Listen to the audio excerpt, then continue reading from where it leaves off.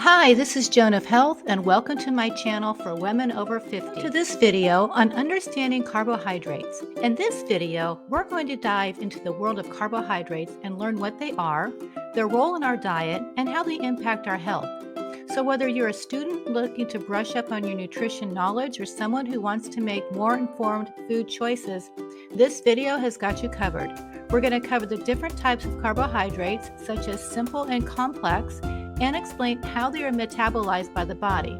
We'll also talk about the recommended daily intake of carbohydrates and how to balance your intake of carbohydrates, proteins, and fats for optimal health. So sit back, relax, and let's learn about carbohydrates together.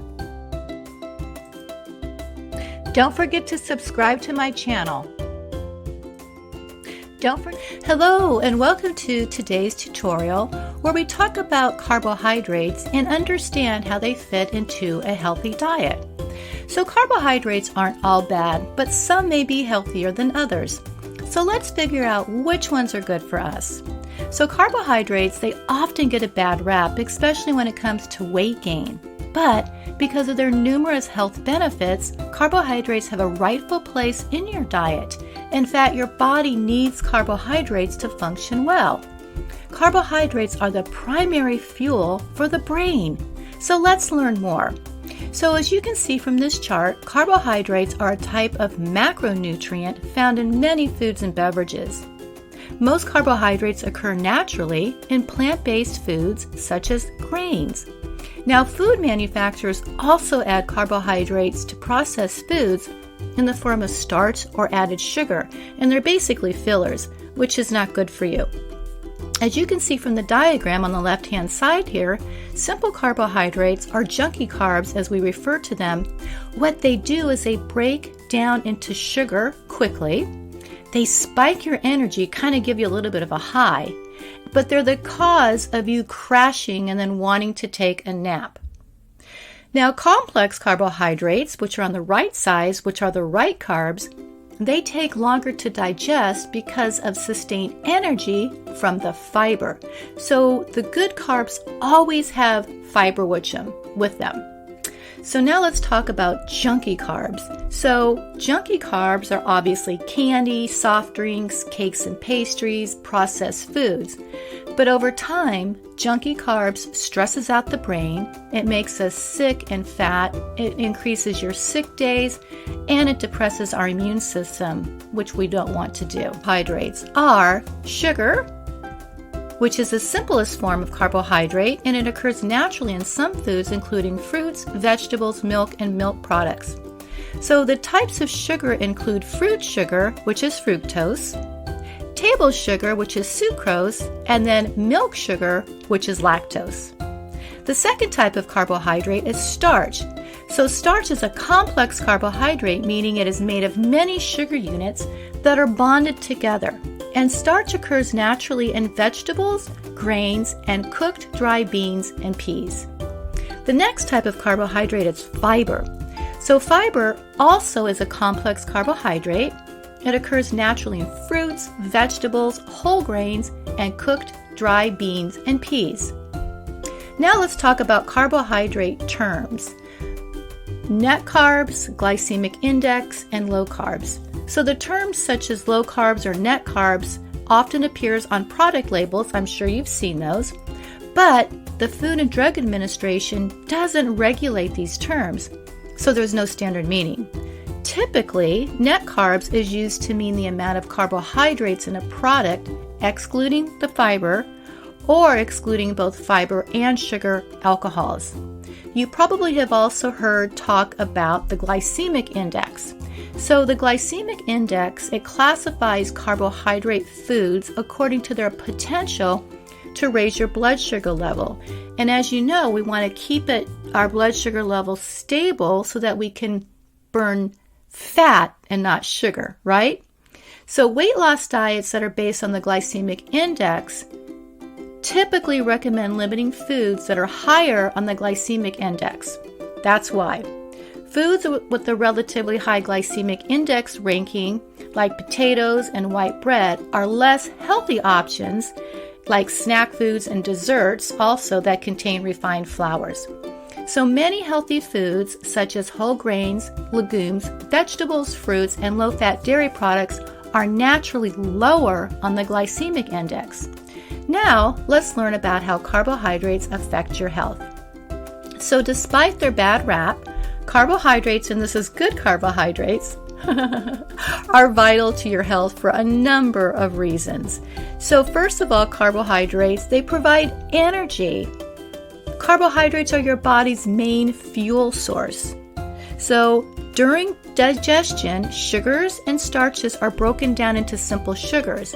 Then they're absorbed into your bloodstream, where they're known as blood sugar or blood glucose.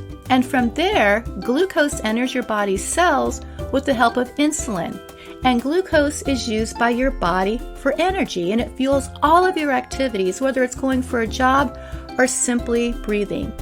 Now, extra glucose is stored in your liver, your muscles, and other cells for later use, or if you have too much, it converts to fat. Carbohydrates protect against disease. So some evidence suggests that whole grains and dietary fiber from whole foods helps reduce your risk of cardiovascular diseases. Isn't that great? And then fiber also may protect against obesity and type 2 diabetes. Fiber is also essential for optimal digestive health. Carbohydrates also help with weight control. A lot of evidence shows that eating plenty of fruits and vegetables and whole grains can help you control your weight. The bulk of fiber content aids weight control by helping you feel full on fewer calories. So contrary to what low-carb diets claim, very few studies show that a diet rich in healthy carbohydrates leads to weight gain or obesity. So, choose your carbohydrates well. What does that mean? Carbohydrates are an essential part of a healthy diet and provide many important nutrients. Still, not all carbs are created equal, which is what you're learning here. So here's how to make healthy carbohydrates work in a balanced diet. You want to emphasize fiber-rich fruits and vegetables. You want to aim for whole, fresh, frozen, and canned fruits and vegetables without added sugar. Whole fruits and vegetables also add fiber, water, and bulk, which once again helps you to feel fuller on fewer calories. You also want to choose whole grains. Whole grains are better sources than refined grains, such as they have vitamin B, all right? Refined grains, though, they go through a process that strips out parts of the grain, along with some of the nutrients and fiber. So we want to stay with whole grains. We also want to stick to low-fat dairy products. Milk, cheese, yogurt, and other dairy products are good sources of calcium and protein, plus they have other vitamins and minerals. But be aware dairy products have added sugar.